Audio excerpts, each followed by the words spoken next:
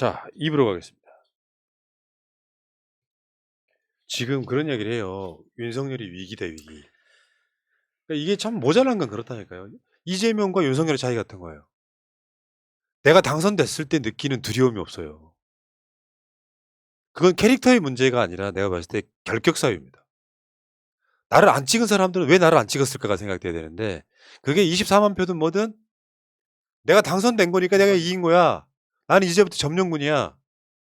이 태도를 2주 동안 보여준 거거든요. 그러니까 위기의 윤석열이라고 해요. 그러니까 기대감도 떨어지고 지지율도 떨어지는 거예요. 이제 리얼미터가 최근에 조사한 자료에 의하면 역대로 대통령이 당선되고 나서 국정 수행을 잘할 것이냐고 물어보면 80%에 가까우게 지지율들이 나왔었죠. 이명박 대통령 같은 경우는 뭐 79%, 박근혜 파면된 박근혜 씨 같은 경우는 64%, 문재인 대통령은 74% 정도가 나왔어요. 그런데 윤석열 같은 경우는 지금 향후 국정 수행을 잘할 것 같다는 말이 49%고 나왔죠. 그래서 이제 사실은 정권이 창출되면 새롭게 출범하면 뭐 언론도 도와주고 다른 사람들도 기대를 갖고 응원해주고 어찌됐든 간에 좀 새롭게 잘해봐라 박수치는 분위기이고 언론과도 허니문 기간이라고 하는데 그럼에도 불구하고 왜 2주 만에 이렇게 계속 50% 이하로 떨어지는 결과가 나왔느냐 보면 계속 뭐 갈등들이 노동되고 있잖아요. 뭐 예. 사회 문제도 그렇죠. 이런 거를 보면 위기에 윤석열이 처한 것은 맞고 정말 이런 것들을 현재 이런 상황들을 본인들이 좀 인정을 하고 어떻게 지금 이거를 벗어날 것인지 그리고 어떻게 이끌어갈 것인지를 새롭게 한번 정비하는 시간이 돼야 될 거라고 봅니다. 예. 근데 이제 몇 가지 여론조사를 잠깐 보면 그 리얼미터가 지난주에 했던 여론조사는 전국 유권자 2,521명 대상으로 한 여론조사는 윤석열한테 저거 색깔로 보시면요. 잘할 거다가 지금 저 네이비 색깔이고요. 못할 거다가 저 분홍색이에요. 그래서 3월 2주차, 3주차를 보니까 이게 소위 말하면 이게 이제 지지율이거든요. 52.7에서 49.2로 떨어졌어. 이건 없는 지금 역대 없는 현상이에요. 윤석열 자체가 역대 없는 캐릭터인데 이제 언론은 아직까지는 포장하기 바쁘죠. 정치에 대해서 이제 신선하다 이렇게 말도 안 되는 개소리 하는 거고요. 자, 한번 봅시다. 리얼미터 역대 대통령 당선 직후 국정수행 전망. 이명박은 79.3이 잘할 거라고 생각했어요. 박근혜는 64.4가 잘할 거라고 그랬어요. 문재인 대통령은 74.8이 잘할 거라고 그랬습니다. 잘해줬으면 좋겠다. 그런 기대치겠죠. 윤석열은 지금 이 숫자로만 따지면은 49.2. 역대급이죠, 지금. 52.1도 역대급이. 예. 근데 이제 이렇게 사실은 아까도 말씀드렸지만 초반에 이렇게 성적이 안 나오면 이거 자체를 되게 심각하게 받아들여야 되거든요. 왜냐면 이례적이잖아요. 이게 새로운 정부가 출범했는데 응원 안 하는 국민이 어디가 있겠어요. 마음속으로는 지지하지 않았어도 그래도 잘 됐으면 좋겠다는 마음이 그쵸. 있잖아요. 그럼에도 불구하고 이렇게밖에 안 나오면 이게 이유를 밖에서 찾을 게 아니라 본인의 문제가 뭔지 한번 돌아봐야 되는데 그런 것이 없다는 게 더 큰 문제인 것 같습니다. 그러니까 이 주변 사람들도 지금 이거에 대해서 조언을 하고 있을 거라 전 믿고 싶은데 만약에 지난주에 조사를 했었잖아요. 그럼 지난주에 딱 조사했는데 52%, 53%가 안 나왔다. 그러면 진짜 윤석열 당선인한테 가가지고 우리가 일단 쇼라도 하자. 지금 52%, 53%밖에 안 되니까 쇼라도 하자. 그래서 일단은 우리가 분위기를 좀 만들어 놓자. 이렇게 말이라도 했을 것 같은데 혹은 안 했다라면 정말 그 주변 사람들도 정신이 없는 것이고 그 말을 들었음에도 불구하고 이렇게 뭐 예를 들어서 공공기관이라든지 이런 인사 문제로 한번 불협화 만들고 용산기지 이런 걸로 계속 고집을 부리는 것이라면 정말 생각이 없는 거고. 근데 예. 윤석열 캐릭터는 제가 봤을 때는 후자에 가까울 거라고 보이는 게 정치나 국민들을 되게 우습게 볼 것 같아요. 왜냐하면 다른 정치인들은 온갖 역경을 이겨내면서 국민의 시선이 뭔지 국민의 생각이 뭔지 고민하다가 결국 낙선하기도 하고 당선하기도 하면서 이렇게 이제 정치적인 어떤 그런 식견들이나 이런 것들을 넓혀갈 텐데 윤석열은 그렇게 해본 적이 없잖아요. 그냥 본인이 한번 지르고 하다 보니까 대통령이 됐어. 그러니까 국민의 그치, 뜻이나 그치. 이런 걸 그냥 뭐 아무것도 아니네. 내가 정리하면 돼. 맞아요. 이런 생각을 갖고 있어서 이런 결과가 나왔다고 봅니다. 그러면 그 주변 사람들 똑같은 사람들만 모여 있잖아요. 권성동이라든지 장제원이라든지 편한 곳에서 절대 떨어질 수 없는 곳에서 국회의원이 된 사람들이니까 그 사람들도 똑같은 생각을 하고 네. 있다라고 볼 수밖에 없겠네요. 그리고 지금 그 본인의 지지율뿐만 아니라 용산 이전에 대해서도 지금 반대가 월등히 높잖아요. 사실상 60%면 여론조사 의미가 없다니까요. 물론 다른 여론조사에서는 조금 더 낮은 결과도 있지만 다수의 사람들, 윤석열 찍지 않은 사람들, 투표장에 안 나온 사람들까지 다 포함해가지고 현 청와대 대통령 집무실에 있어야 된다고 말을 하는 거예요. 용산으로 가는 게 대안 없이 그냥 막 질렀기 때문에 저 반대가 높은 것 같고요. 또 그리고 하나 여론조사가 또 하나 있었는데 그게 뭐냐면은 대통령 집무실 용산 이전에 관련해서 그 서던 포스트 RNC가 한 여론조사도 있어요. 요것도 마찬가지로 맥락은 비슷합니다. 대통령 집무실 용산 이전 반대 53.6, 찬성 42.9. 전체적으로 봤을 때 이러면 이제 이게 여론에 맥이 잡혔다는 거거든요. 처음에는 사람들이 여론조사라는 게 여론조사를 보고 결정하는 사람도 많아요. 이게 맞나 저게 맞나 판단 능력이 없을 때 여론조사가 이제 이런 식으로 나오기 시작하면 반대는 더 많아질 가능성이 되게 높다 이렇게 보고요. 근데 윤석열 자체는 여론조사에 대해서 신경도 안 쓰는 게 오늘 인터뷰가 하나 있었더라고요. 그래서 집무실 이전 관련해서 여론 반대가 많다 이런 문제 질문을 했더니 전직 대통령이 청와대에서 나오시겠다고 했고 국민들이 좋게 생각했다. 새로 여론조사 할 필요 있나? 문재인 대통령은 2번이나 말씀하셨다.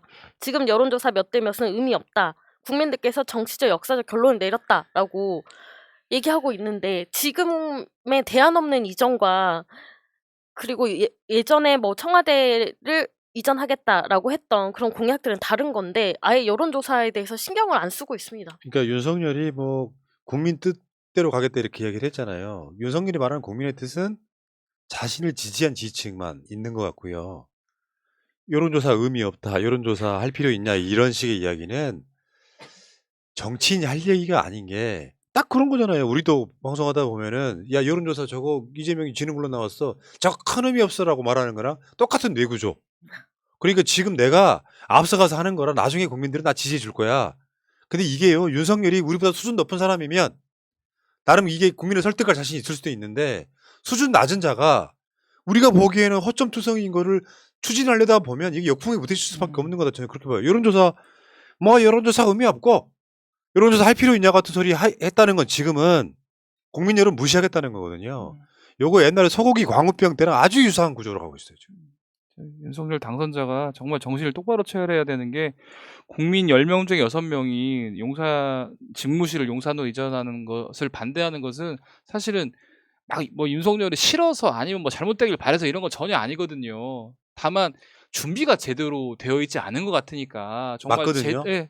그런 것도 있습니다. 있는데 참네. 준비가 제대로 되어 있지 않은 부분이 있으니까 네. 체계적으로 한번 안정적으로 네. 해봐라. 네. 그리고 정말 중요한 것, 민생의 문제, 경제의 문제, 국민들이 원하는 것에 집중해서 좀 뭔가 국정 운영해줘라. 이런 것이 다 반영돼 있는 것인데 그런 거 전혀 고려하지 않고 니들이 뭘 알아. 내가 옮기면 끝나는 거야. 이런 식의 국정 운영이 해서는 안 된다고 국민들이 반대하고 있는 겁니다. 예.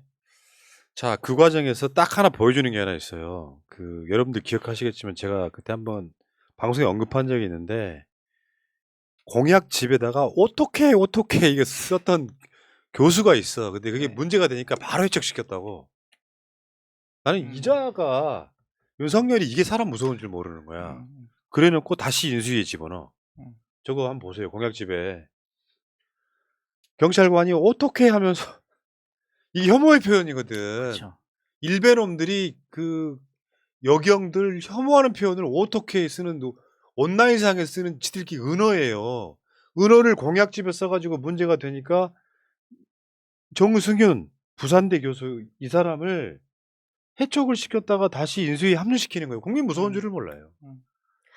그리고 네. 네, 이쪽에서는 뭐 본인이 시종 반성하고 있다 이렇게 얘기를 했는데 반성을 한 적이 없습니다. 페이스북에 처음으로 썼던 게 이때 해촉당하고 나서 썼던 게 어떻게를 발음대로 표현한 어떻게가 혐오를 불러일으킨다고 생각이나 했나. 참 현실이 서글프고 내 신세 역시 서글프다. 이랬던 사람이에요. 자기가 해촉된 게 서글프다. 자기가 혐오했던 거는 생각도 못하고. 그리고 이 사람은 정치권에 들어오려고 계속해서 애썼던 사람입니다. 20대 때도 새누리당에서 양산 출마했었고요. 21대도 미래통합당에서 예비후보 등록했지만 이제 경선까지 못 가고 떨어졌죠. 그리고 또 조국 장관님과도 연관이 있는 게 지금 부산대 교수잖아요. 음. 거기에서도 조민 장학금 가지고 황제 장학금이다라고 하면서 계속 비판했던 사람이 바로 이 누굽니까? 정승윤이란 사람입니다. 저도 이 사람에 대해서 약간 이제 그냥 의심할 수 있는 부분들이 조민양 같은 경우가 원래는 그 취소 사유가 아닌데 부칙인가? 요런 부분들 때문에 취소 사유로 그 된 걸로 제가 기억을 하거든요. 부산대 그 입시 그 요강을 봤을 때. 그런 부분들에서 이 사람이 엄청난 어떤 압박을 줬을 수도 있다 생각을 좀 하고 있고, 이 사람은 이미 그 문재인 이번 정부에 대해서 계속 비판적이었어요. 그 정권 초기에 그 어떤 그 의사 관련해 가지고 그 판결이 나왔을 때 그때 황운하 경찰을 위한 뭐 황운하 같은 인간, 또 여기 이런 얘기도 있어요. 검찰을 위한 윤석열 같은 인간, 그리고 뭐 판사를 위한 김명수 같은 인간, 이런 식으로 하면서 상당히 그 현재 사법부를 공격했던 사람이거든요. 근데 그런 사람을 썼다라는 것은 뭔가 그 전에 뭔가가 윤석열 관련해 가지고 엄청난 역할을 한 게 있지 않을까 생각하고 있고, 예.